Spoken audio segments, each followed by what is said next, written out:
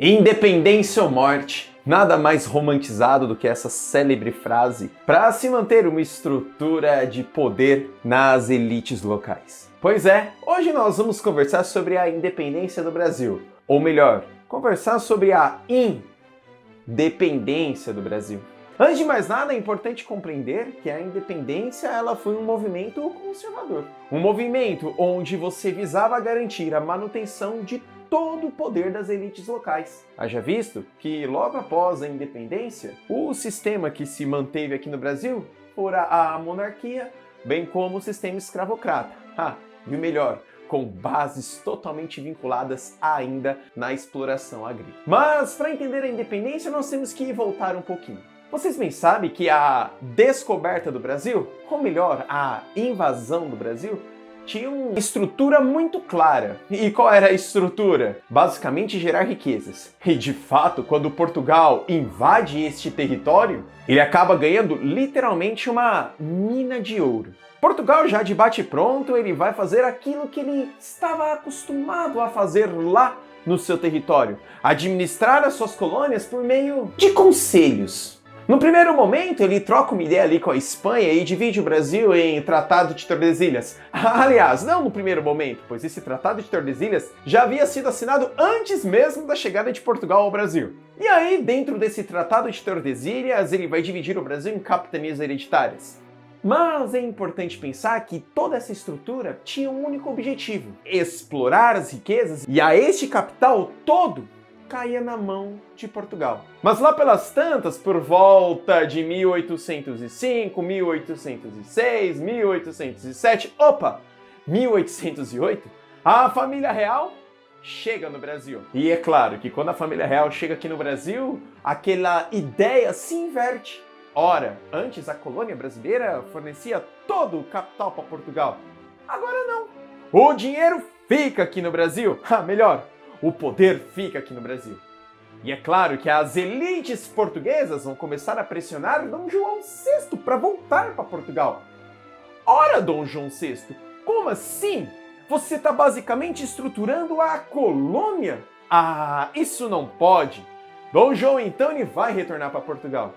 E quando ele retorna para Portugal, ele de fato quer fazer a mesma coisa que ele fazia antes de chegar aqui no Brasil. Que todo o capital gerado no país fosse destinado para Portugal. É óbvio que isso não daria certo, meu grande mestre, não daria.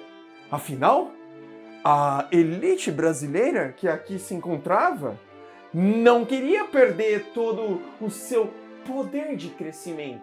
E quando o Dom João vai para Portugal, ele deixa na regência do Brasil seu filho, Dom Pedro I. Com isso, Dom Pedro I começa a sofrer pressões de todos os lados, principalmente da elite, que vira para ele e fala: "Ei,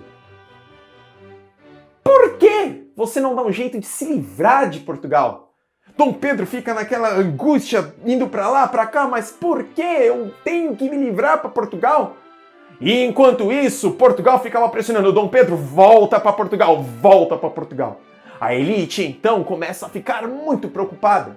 Pois, se Dom Pedro voltar para Portugal, aí de fato não vamos conseguir a independência. E então pressiona Dom Pedro, até que então ele fala: eu fico. Inclusive este período, este momento da história é narrado como o dia do fico. A elite então começa a pular de alegria, afinal Dom Pedro vai ficar, yes, oba, oba, oba. Mas vamos pensar um pouquinho. Em que momento a população, a grande população, estava sabendo do que ocorria? Não. Repare então que a independência ela é uma discussão meramente elitista. Tanto que a manutenção se continuou. Dom Pedro então começa a viajar para São Paulo, começa a viajar para Minas, principalmente conversando com a elite, já se articulando para a independência. E é curioso que nessas indas e vindas ele vai deixar a sua mulher, a Imperatriz Leopoldina, como chefe do Conselho de Estado, princesa regente do Brasil. E ela, só para você ter ideia, 5 dias antes, no dia 2 de setembro de 1822, já convoca geral os ministros e assina o documento de separação. 5 dias antes. Quando Dom Pedro recebe esta carta e fala, meu Deus, você já assinou? Ele só anuncia para sua guarda pessoal que o Brasil agora era independente. Mas é claro, eu não posso iniciar um Estado com essa ótica de troca. Então eu crio todo um cenário de grito da independência às margens do rio Ipiranga para não ficar feio. Para não ficar feio. Para criar uma glória.